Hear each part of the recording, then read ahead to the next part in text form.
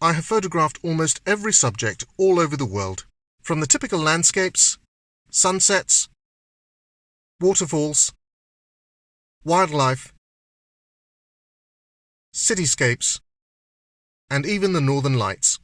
I have photographed heritage properties, architecture, and even portraits.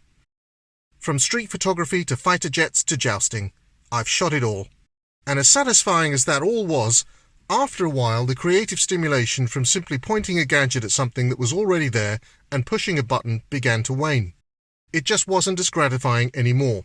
Of course, photography can involve much imagination, with the adage that good photography captures while great photography reveals. And one has to have a knowledge of the technical aspects of photography, especially light, since the camera is essentially just a device that measures available light.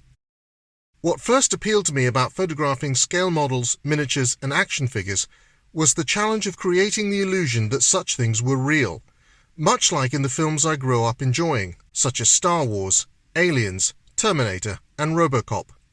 Of course, nowadays, almost every effect is CG, some of it quite good, and some of it very unconvincing. In contrast, practical miniature effects, even from decades ago, usually hold up quite well because the miniature was real, organic, and photographed in camera. I often have to encounter ridicule and derision from people asking why a grown man should want to photograph toys, action figures, and scale models. Regardless of the fact that much of the visual effects work in the beloved films they grow up with were created by grown adults working with miniatures, people like Phil Tippett, the Skotek brothers, Dennis Muren, and many more.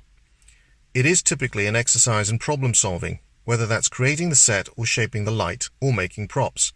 You determine what's in front of the camera. Of course, I do use some photo editing software to enhance and embellish a lot of the shots, but I try to do as much as I can in camera, knowing that such shots always look the most realistic.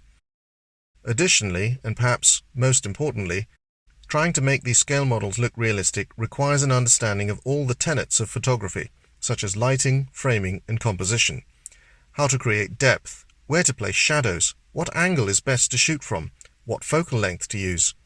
All of these factors are important in any type of photography, but I believe they are even more essential when working with miniatures and model toys. So in a sense, toy photography is even more demanding and thus more effective at training one's eye. All these aspects contribute to making this kind of photography endlessly interesting and creatively stimulating. And that's pretty much why I've been doing only this kind of work for the past 6 years, either for commissions or for my own satisfaction. There's always another story to be told or another project to try out. Sure, I could find a valley and shoot yet another sunrise over a mountain, or go into town and shoot yet another cityscape at dusk. Or I could really challenge myself and bring Batman, RoboCop, and the Terminator to life. So if your photography has reached a creative impasse, try photographing scale models, action figures, and toys. You may find that it challenges you in a way that you really enjoy. Thanks for watching. Bye for now.